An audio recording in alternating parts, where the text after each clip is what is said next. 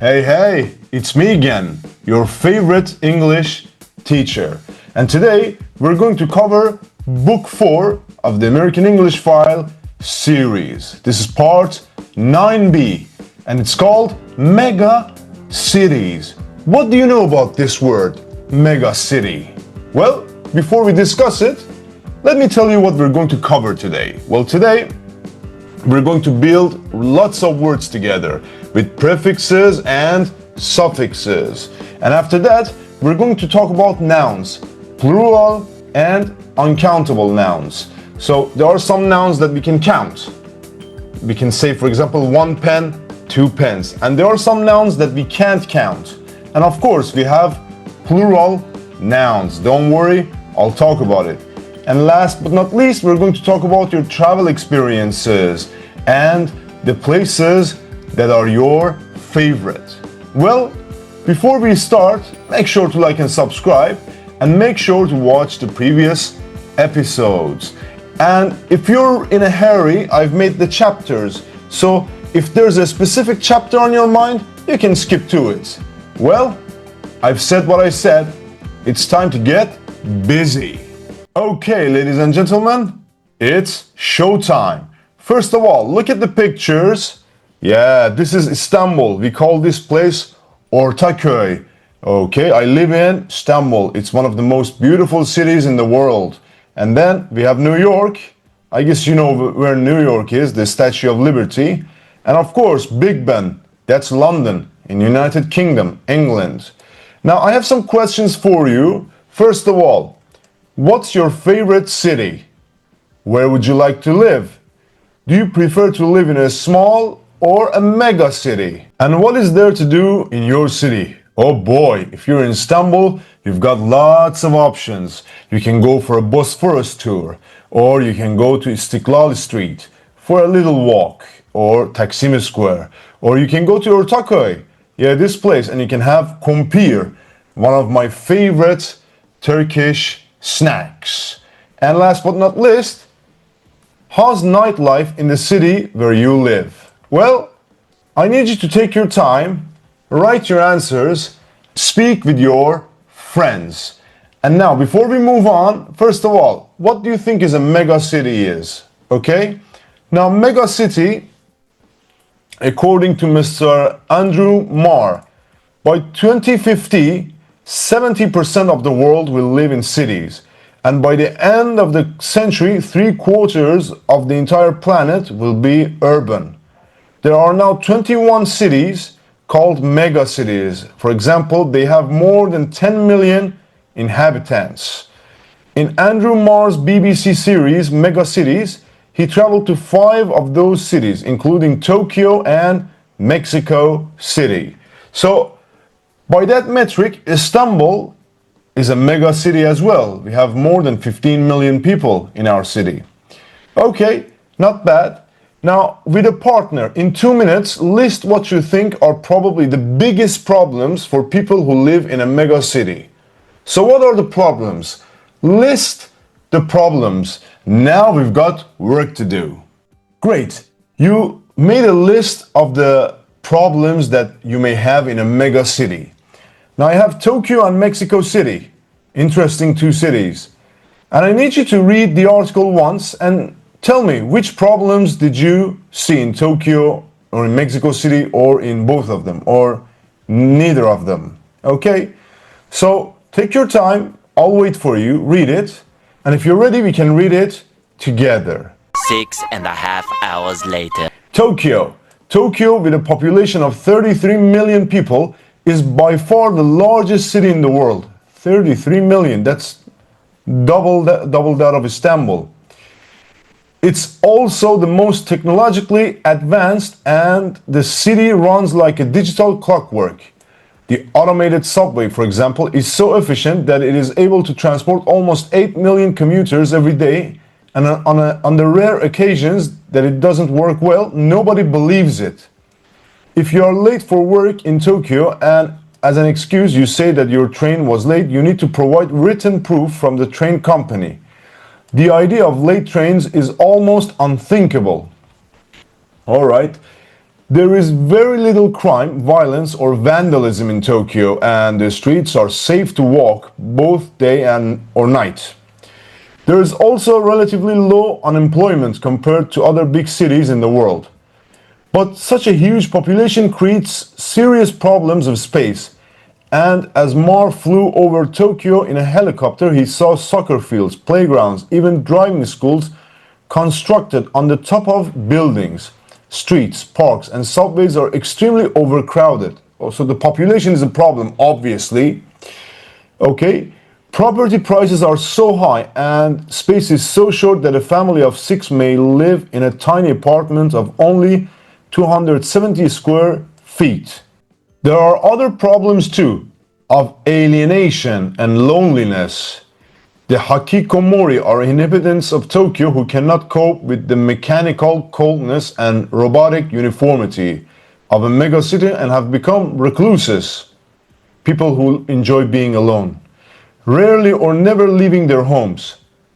There is also a new business that has grown up in Tokyo that allows friendless people to rent a friend, to accompany them to a wedding, or just to sit and talk to them in a restaurant after work. What? We're flying to Philadelphia! Oh, hell no! Well, that seems awfully odd. Another strange group of people are the Hashiriya, Tokyo's street racers who risk their lives driving at ridiculous speeds along the city streets. During the week, these men have ordinary jobs and they are model citizens. But on Saturday nights, they spend the evening driving through the city as fast as they possibly can. It's a deadly game, but it's just one way of escaping the daily pressures of life in the metropolis. Okay, now as for next part, we're going to talk about Mexico City. As a complete contrast to Tokyo, Mar takes us to Mexico City, a colorful and vibrant city of about 20 million people, where people live their lives on the street. Mar says that in Mexico City, food and friendship go hand in hand. The city is full of taco stands and cafes where people meet and socialize, and mariachi bands stroll through the boulevards and squares playing songs for money. And on Sundays, people of all ages gather to dance in the street. But it's a city with problems of its own too. It can take 2.5 hours for commuters to drive to and from work during rush hour through choking traffic fumes, smokes, and pollution levels are high. And looking down from a helicopter, Mar shows us the huge social divide. On one hillside, we see massive luxurious houses, and on the next hill, slums. It's a city of great wealth, but also extreme poverty. Oh boy. There are many homeless people because of this social imbalance.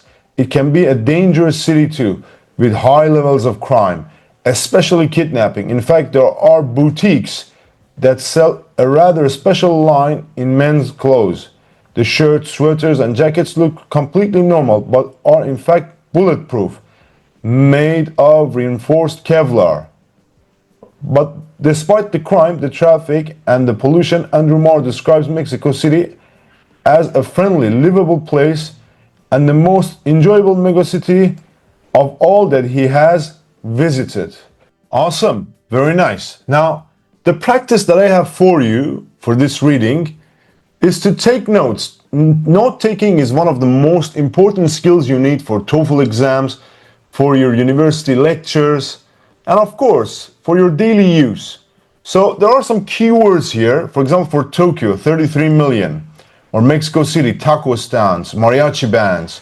Okay, take your time and tell me why were these words mentioned. Take your notes, and after that, compare your notes with your friends. Take your time. I'll be here. A few moments later. Great. Now these are some of the notes that can show you why these keywords are important. Practice taking notes. You'll need it. Oops, we're here again. But why? Because I need you to find the words in the article that mean, for example, number one, look, Tokyo, an adjective operated by machines, not people, in paragraph 1. So that's automated. I did the first one. The rest is yours. Find the words. I'll wait. A few minutes later. Awesome. So let's check the rest. Impossible to imagine. Unthinkable. Number of people who don't have a job. Well, unemployment rate, huh? With too many people in it. Overcrowded. A feeling that you don't belong to a community. Alienation. And the feeling of not having any friends. Loneliness. Yeah. For Mexico City, the process of making air and water dirty. Pollution. The state of being very rich. Wealth. The state of being poor. Poverty. And not having a house. Homeless. Perfect. You read about it, but let's talk about it. Okay, number one, if you had to go to work or study in either Mexico City or Tokyo, which would you choose and why? Well, I know myself, I would choose Japan because I love Japanese people. And what do you think are the main advantages of living in a big city like Istanbul? Well, jobs. There are so many jobs. And what's the biggest city you have ever been to? Istanbul. Why did you go there? To live and work. And what did you think of it? I don't want to live anywhere else. But these are my answers. I need your answers. Take your time, answer the questions, and speak with your friends. Compare your answers. Share your experiences. Well, I'm proud of you. You did great. Now, as for this part, we're going to talk about word building with prefixes and suffixes. Not gonna lie, it's gonna be a long one. So make sure to grab a cup of coffee. I'll be with you every step of the way. Well, drink your coffee. When you're ready, resume it. Great. So before we start this, you need to know what is a suffix and a prefix. Well, look, a prefix with the pre means something that you add to the beginning of a word. Okay, and you change the meaning. Pre means before, pre-war, or a negative prefix like un, or dis, unhealthy, dishonest. So you add it before a word to change its meaning. But a suffix is something that you add to the end of a word, usually to change its grammatical form. For example, meant or ness. Look, enjoyment, happiness. However, some suffixes add meaning to the word as well. For example, stressful, beautiful. Okay, so first of all, you have the information that what is a suffix and a prefix. But now, your challenge starts. Okay, match the bold prefixes in sentences 1 to 11 to their meaning, A to K. For example, Mumbai is a very overcrowded city. G. G means too much, overcrowded, yeah? Okay, the rest is yours. Take your time, do it. You can also stop the video. And if you have done it, well, listen and check. Let's go. 5.12 Prefixes and suffixes that add meaning. A. 1. G. Overcrowded. 2. C. Megacities. 3. D. Underdeveloped. 4. B. Multicultural. 5. J. Subway. 6. H. Bilingual. 7. E. Monorail. 8. F. Autopilot. 9. A. Antisocial. 10. K. Misunderstood. 11. I. Postgraduate. Perfect, very good. Now, you know the basics again. All right, under, mega, over, multi or multi, subway, sub, bilingual. All right, good. But we have more to do. Follow me. And now it's time for you to match the bold suffixes. Yeah, the ones that come after to their meaning. Okay? Match the suffixes. Let's go. Take your time. And again, you know the drill. 5.13 C 1. D. Homeless, hopeless. 2. A. Careful. Useful. 3. C. Bulletproof, waterproof. 4. B. Unbreakable. Drinkable. Okay, very good, very nice. Prefix and suffix. Okay, you tried both, prefix and suffix. First of all, look at this box.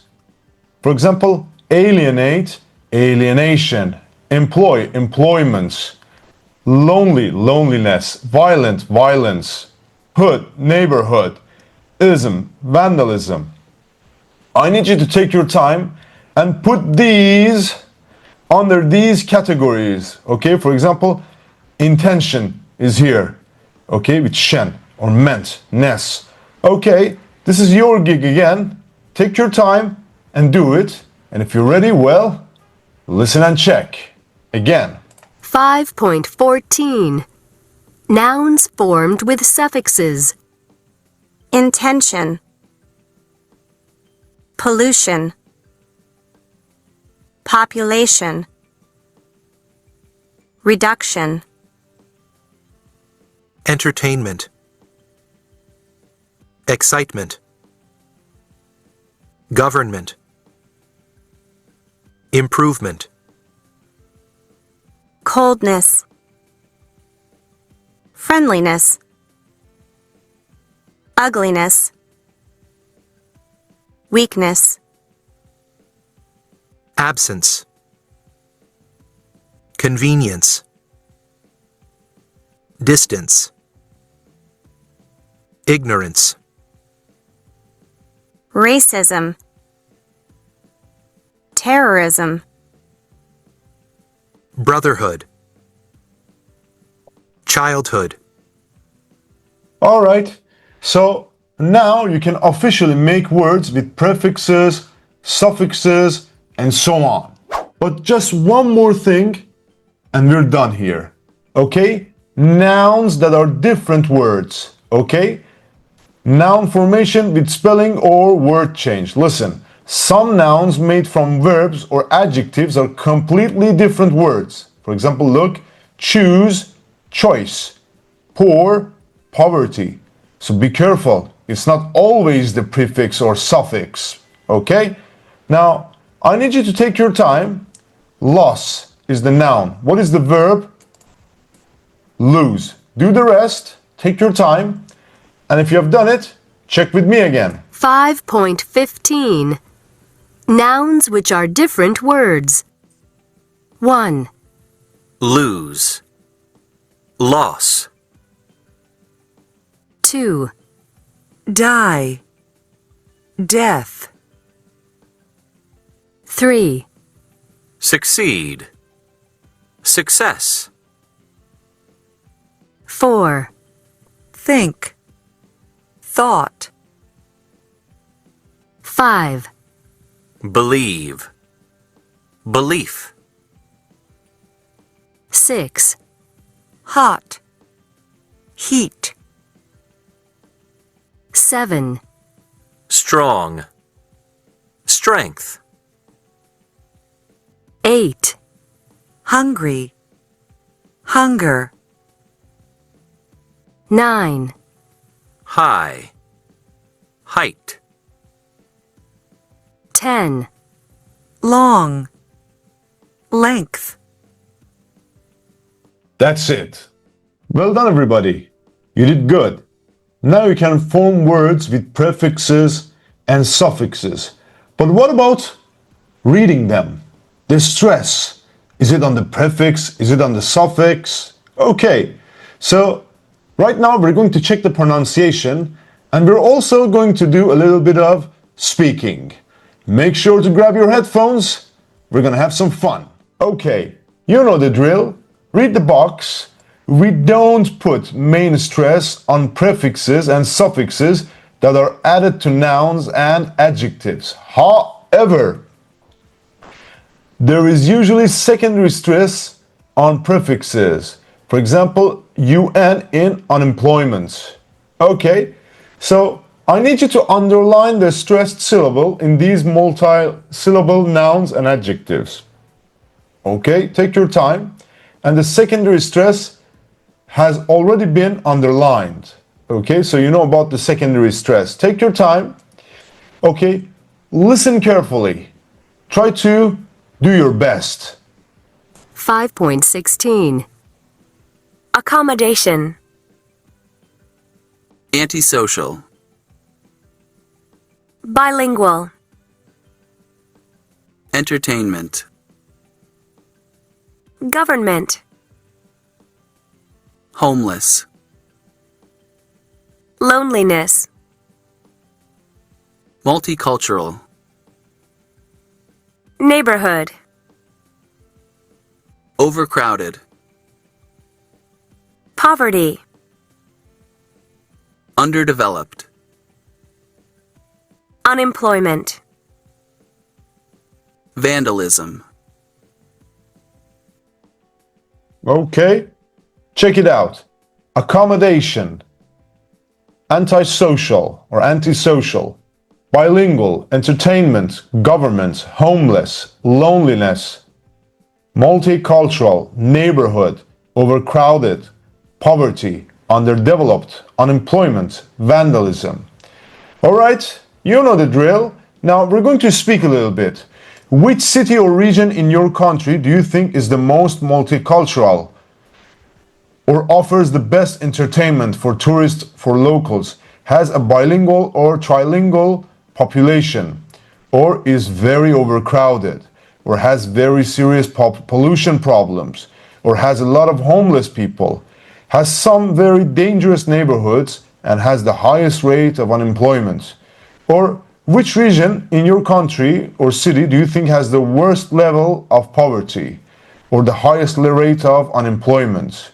Or which place suffers from the worst vandalism and antisocial behavior? Take your time again, take your notes, and then speak it up. Great. So you learn how to make words with prefixes, suffixes, how to read them, and we talked about some of your travel experiences, but right now it's time to listen to other people's experiences and then talk about it. So I figure it's time for some listening and speaking. When you travel to another country or city, do you usually try to find out about it before you go? Well, I do. I always use ChatGPT. Yeah, my best investment. From where? I told you. What kind of information do you look for? Well, hotels, what to do, activities, so on and so forth. Okay, now you're going to listen to an interview with Miles Rodis, a travel writer for the Lonely Planet guidebook series. And he's going to talk about 5 favorite cities of his. So he's going to talk about 5 favorite cities. Now look at these photos. Try to guess the continent or the country. Which country is it? Is it in Europe? Is it in Asia? Okay, take your time. If you're ready, we can listen together. 5.17 So, Miles, you're going to tell us about your top 5 cities. Yes, it was a difficult question for me because, of course, as a travel writer, I've been to so many places. But in the end, I decided that if I was making a personal choice, they had to be cities that meant something to me personally, that had a personal connection. So these aren't necessarily big tourist cities, though some of them are, but the cities that are my own personal top 5. Incidentally, these 5 aren't in any particular order. So what's the first one in your top 5? Well, the first one is Sydney. Ah. The personal connection is that my son and his family live there, so of course my wife and I have been there quite often and got to know it well. Of course, there are lots of amazing things about Sydney. For one thing, it's a waterfront city. It has the sea all around it. There's wonderful surfing on Bondi Beach and plenty of great little bays for sunbathing and swimming. It's also a very cosmopolitan city. Sydney-siders, which is what people from Sydney are called, come from all corners of the world. So, for example, the choice of places to eat is endless. You can find everything from simple soup kitchens to elegant, world-class restaurants. So you can choose to eat Thai, Vietnamese, Greek, Italian, and many, many other kinds of cuisine. And your second city? My wife and I spent our honeymoon in Edinburgh, so it's always been a special place for me, but I think it's especially exciting during the festival, which happens every August. Of course, there's a fantastic programme of music and dance and the arts, but what gives the city a special buzz during the festival is the Fringe. The Fringe is a massive alternative festival, and it has literally hundreds of events: comedy, theatre, amateur student groups, street entertainers, and of course the pubs stay open until much later than usual during the festival, and that adds to the atmosphere too. However, it's really hard to get accommodation during the festival, so you need to book well in advance. I must say, I've never been to the festival, though I've often thought about going. Next year, I really have to get there. What about your third city? My third city is Cairo. We lived there for 5 years in the 70s, and both our sons were born there, beside the River Nile. People always associate Cairo with the pyramids, and of course, they are amazing, but for me, the best thing about it is the museums, which are absolutely fantastic. The Egyptian Museum has the world's largest and best collection from pharaonic times. Then the Coptic Museum, which is in the suburb of Al-Fastat, has the best of Egypt's Christian culture. And the Museum of Islamic Art has a whole lot of exquisite pieces from Muslim times. So, if you're someone who likes museums and antiquities, my advice is go to Cairo. Oh, I have been to Cairo, and I completely agree with you. And your next one? For my next one, we're back in Europe, in Italy. I've chosen Lucca in Tuscany. Tuscany's two major tourist towns, Florence and Pisa, are absolutely jam-packed with tourists all year round, but most of them never get to Lucca. You can only really explore it on foot, which is the way I like to move around a town, and in about an hour you can do the 4-kilometre circuit all around its Renaissance town walls. These walls are amazing. They're completely intact, and you can peer into people's living rooms as you walk past. Or you can walk from one end of the town to the other along the Via Filungo. Also, Lucca is the birthplace of Puccini, who's one of my all-time favourite composers. He played the organ of the town's magnificent cathedral when he was a young man, and there's a wonderful open-air festival every year where they perform his operas at a place called Torre del Lago, which is just nearby. And your last city? My last city is one that not many people have been to. It's not on the usual tourist route. I'd just finished university and I was curious about the wider world, so I went to Laos in Southeast Asia. Laos and its capital, Vientiane, were my first experience of living and working outside Western Europe. The Laotians are a lovely, gentle, laid-back people. They taught me to relax. And they showed me how it's quite possible to be happy with very little money. The scenery is spectacular too. The impressive Mekong River flows far away over the sands in the dry season and speeds by the city like a wide, rushing torrent once the rainy season begins. I remember looking down on it from one of the restaurants along its banks and feeling that it was sweeping away all my troubles. All right, very good. Not bad. So he mentioned 5 of his favorite cities. And these are the answers. But we're not done yet. You're going to listen again. What does Miles say is special about each place? For each place, there's a special thing that he says. If you know, you can write it down. If not, you can listen again and check with me. We're going to listen to it one more time, regardless. If it's boring, Skip it. Okay. 5.17. So, Miles, you're going to tell us about your top 5 cities. Yes, it was a difficult question for me because Sorry to interrupt. I just want to tell you something. When you take TOEFL exam, all the questions are like this. You have to listen and then take notes. And after that, you see the actual questions. So you can practice note taking while listening as well. Okay, off you go. Let's continue. of course, as a travel writer, I've been to so many places, but in the end, I decided that if I was making a personal choice, they had to be cities that meant something to me personally, that had a personal connection. So these aren't necessarily big tourist cities, though some of them are, but the cities that are my own personal top 5. Incidentally, these 5 aren't in any particular order. So, what's the first one in your top 5?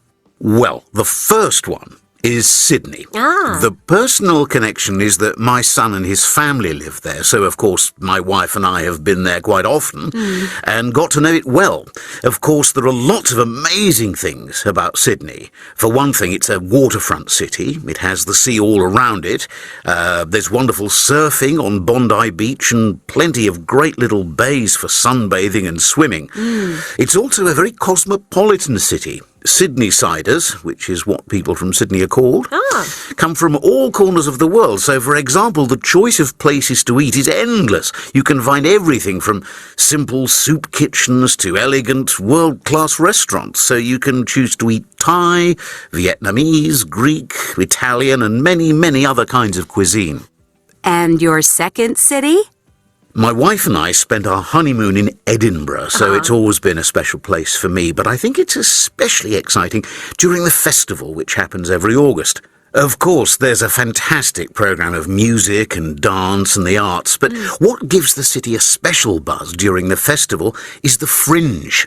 The Fringe is a massive alternative festival, and it has literally hundreds of events. Comedy, theatre, amateur student groups, street entertainers, and of course the pubs stay open until much later than usual during the festival, and that adds to the atmosphere too. However, it's really hard to get accommodation during the festival, so you need to book well in advance. I must say, I've never been to the festival, though I've often thought about going. Next year, I really have to get there. What about your third city? My third city is Cairo. We lived there for 5 years in the 70s, and both our sons were born there, beside the River Nile. People always associate Cairo with the pyramids, and of course, they are amazing, but for me, the best thing about it is the museums, which are absolutely fantastic. The Egyptian Museum has the world's largest and best collection from pharaonic times. Then the Coptic Museum, which is in the suburb of Al-Fastat, has the best of Egypt's Christian culture. And the Museum of Islamic Art has a whole lot of exquisite pieces from Muslim times. So, if you're someone who likes museums and antiquities, my advice is go to Cairo. Oh, I have been to Cairo, and I completely agree with you. And your next one? For my next one, we're back in Europe, in Italy. I've chosen Lucca in Tuscany. Tuscany's 2 major tourist towns, Florence and Pisa, are absolutely jam-packed with tourists all year round, but most of them never get to Lucca. You can only really explore it on foot, which is the way I like to move around a town, and in about an hour you can do the 4-kilometre circuit all around its Renaissance town walls. These walls are amazing. They're completely intact, and you can peer into people's living rooms as you walk past. Or you can walk from one end of the town to the other along the Via Filungo.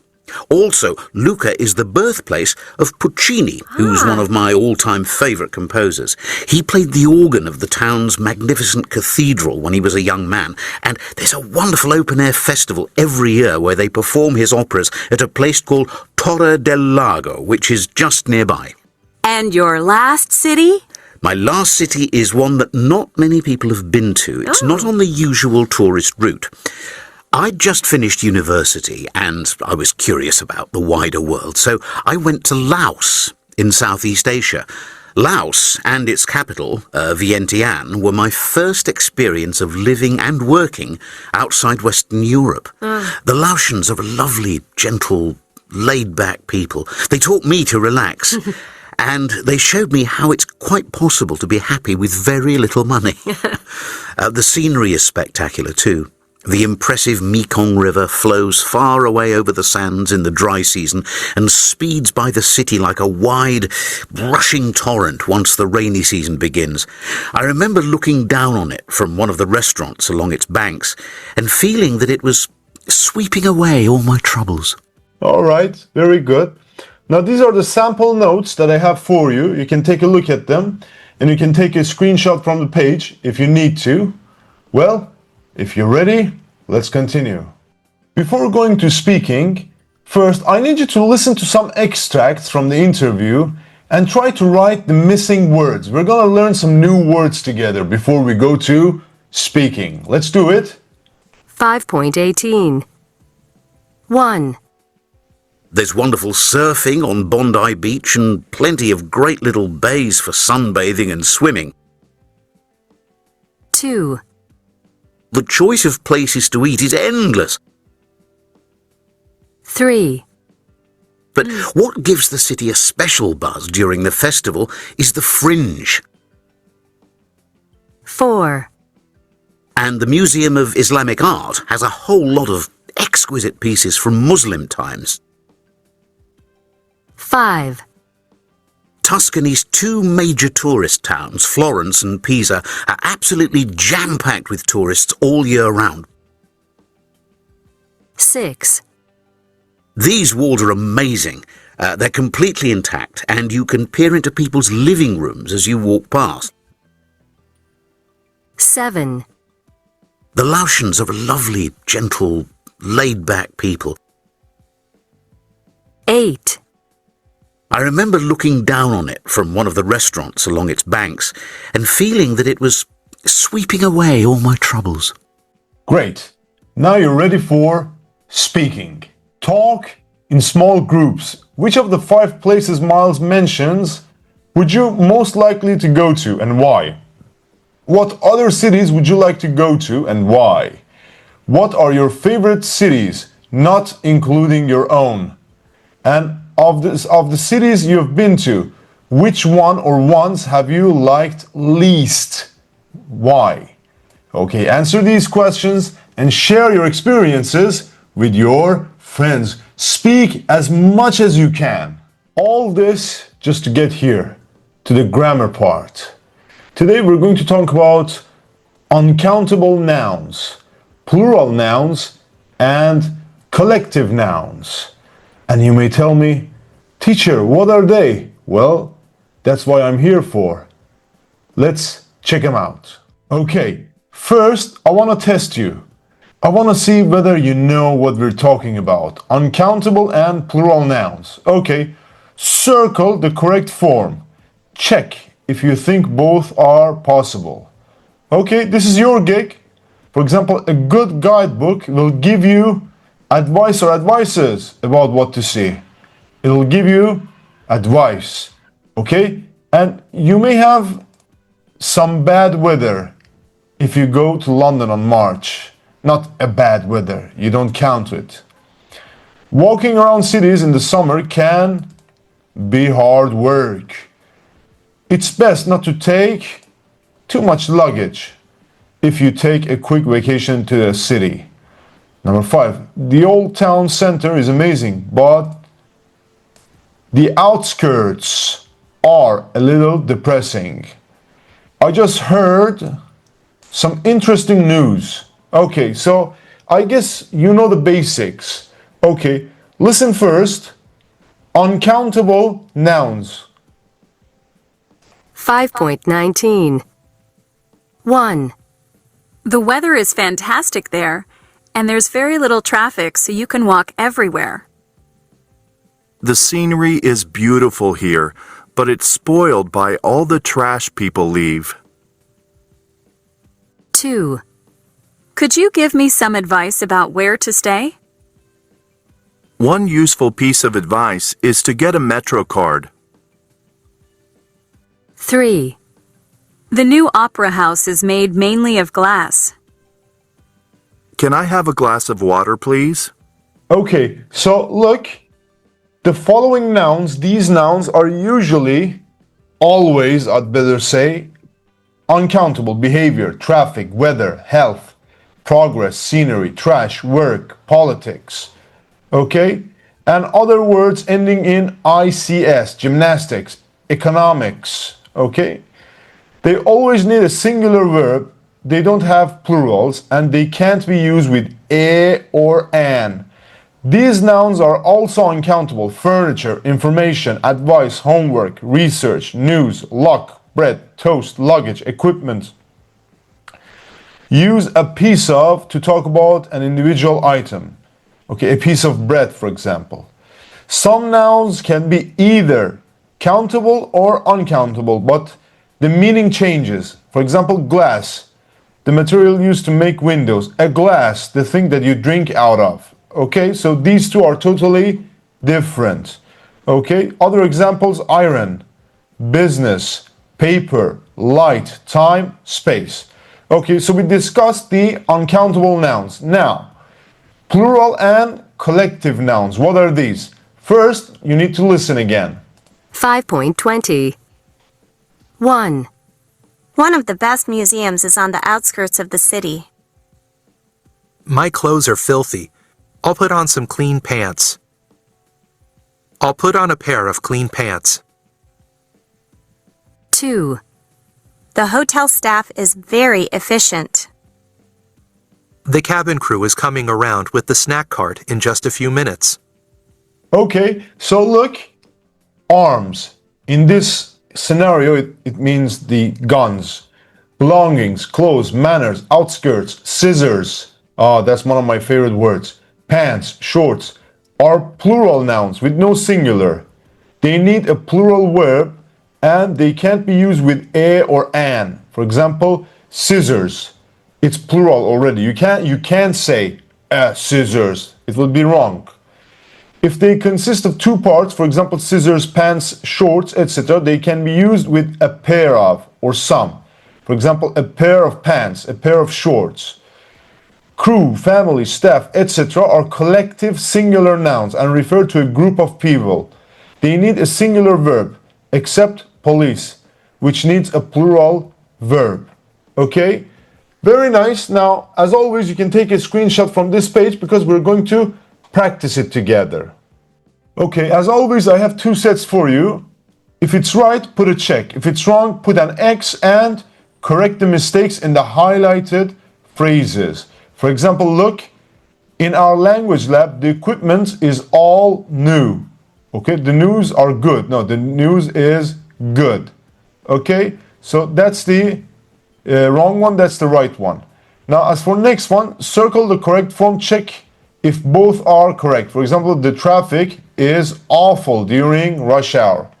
You know the drill, you stop the video, take your time and do it. And if you're ready, well, we do it together as always.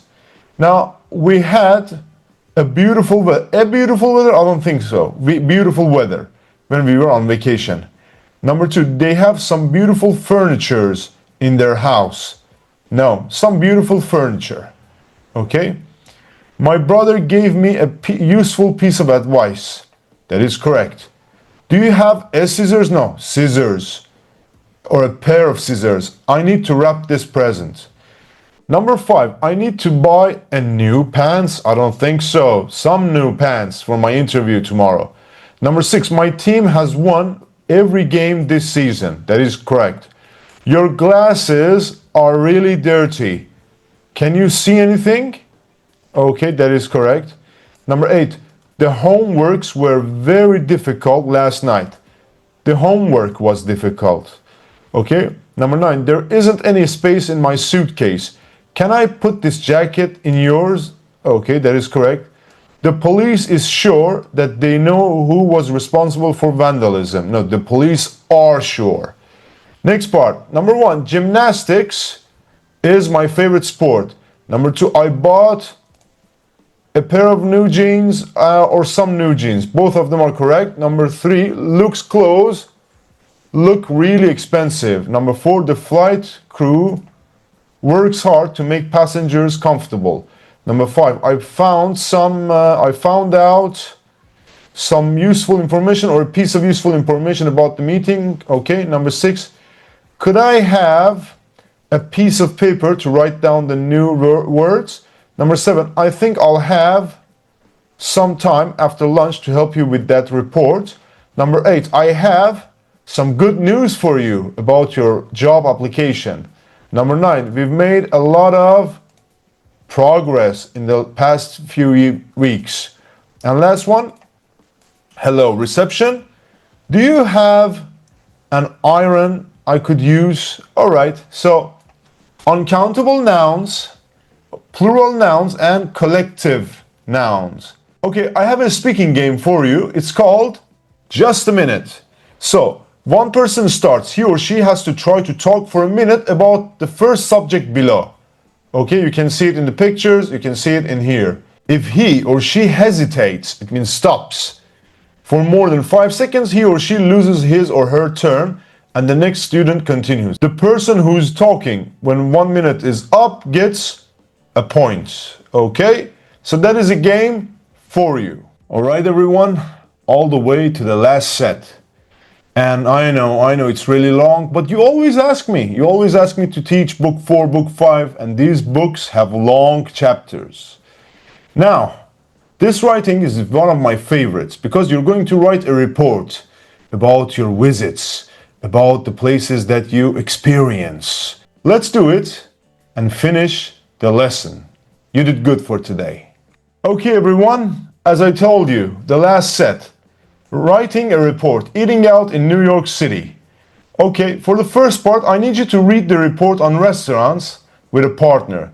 Think of a suitable heading for the paragraphs. Okay, let's do it together.